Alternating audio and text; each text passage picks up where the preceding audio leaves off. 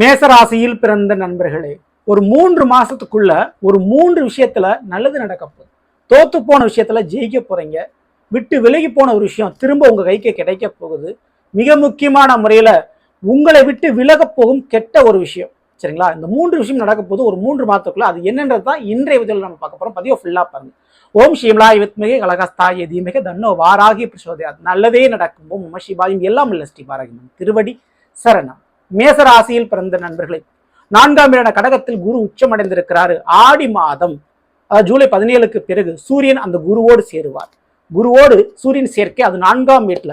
இதனால முதல்ல ஒரு நன்மை கிடைக்க போது என்ன அப்படின்னா, கைவிட்டு போன சொத்து மீண்டும் கிடைக்க போது அல்லது புதிய சொத்து உருவாக போது மேசராசிக்காரர்களுக்கு. அதே போல படிப்புல இருந்து அரியரை கிளியர் பண்ண போறீங்க. படிப்பு பாதியில் என்ற படிப்பை மீண்டும் தொடங்குவதற்கான வாய்ப்பு உண்டு. கல்வி கடன் தடை நீங்கும்.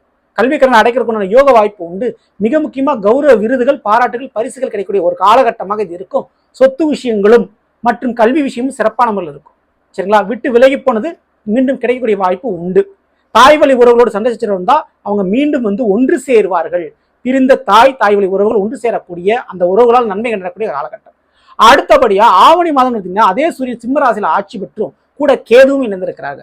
அப்போ இழந்தது, ஏமாந்து போனது மீண்டும் கிடைக்கும். அப்போ காதல் தோல்வி, எதுல தோல்வி அடைஞ்சாலும் அது வெற்றி பெறக்கூடிய வாய்ப்பு உண்டு. இப்போ காதல் தோல்வி அடைஞ்சவங்களுக்கு அந்த தோல்வியிலிருந்து மீண்டும் வெற்றி அடைவீங்க. குழந்தை பாக்கியம் கை நழுவ விட்டவர்கள், அந்த குழந்தை பாக்கியத்தை தவற விட்டவர்களுக்கு மீண்டும் குழந்தை பாக்கியம் கிடைக்கக்கூடிய தருணமாக அது இருக்கும். ஓகேங்களா? ஸோ அதே போல புதிய வாய்ப்புகள் கிடைக்கக்கூடிய ஒரு காலகட்டம். ஸோ கவர்மெண்ட் வேலை, அரசாங்க விஷயத்தில் ஒரு நன்மைகள் மீண்டும் கிடைக்கும். புதிய வாய்ப்பு பயன்படுத்திங்க. அடுத்தபடியா அதே சூரிய பகவான் இந்த கன்னிராசிக்கு போய் அமர்வாரு புரட்டாசி மாதங்கள்ல. ஓகேங்களா? அப்போ சனி பகவானுடைய நேரடி பார்வை பதிலுக்கு சனியும் சூரியன் பார்ப்பாரு. அப்ப சமசப்த பார்வையில சூரியன் சனி சேர்க்கை. அப்போ இந்த ஒரு அமைப்புல மேசராசிக்காரங்களுக்கு மிக முக்கியமா பிடிக்காத ஒரு வேலையை விட்டு விலகுவீர்கள். அதே போல மறைமுகமான கெட்ட பழக்க வழக்குகள், மறைமுகமான உறவுகளை விட்டு விலகுவீர்கள். அதற்குண்டான யோக வாய்ப்பு ரொம்ப ரொம்ப அதிகம். உங்களுக்கு தேவையில்லாத எதிரி கடன் நோய் பிரச்சனை கண்டிப்பா குறையும்.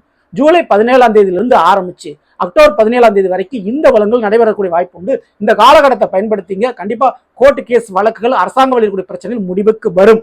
சரிங்களா? பயன்படுத்திங்க. இந்த ஒரு மாத காலகட்டங்கள்ல கண்டிப்பா மாரியம்மன் போன்ற காவல் தெய்வங்களை வணங்கி கொண்டு வருவது மிகப்பெரிய அளவு நன்மை பயக்கும். மேசராசிக்காரர்களுக்கு தவறாம அந்த வழிபாடுகளை பண்ணிக்கோங்க. சரிங்களா? இந்த பதிவு பிடிச்சிருந்தா லைக் பண்ணுங்க, மாற்றம் ஷேர் பண்ணுங்க. இது போல ஒவ்வொரு ராசிக்குண்டான பலங்களை தெரிஞ்சுக்கணும் மறக்காம நம்ம சேனலை ஃபாலோ பண்ணி வச்சுக்கோங்க. அடுத்த சந்திப்போம். நன்றி, வணக்கம்.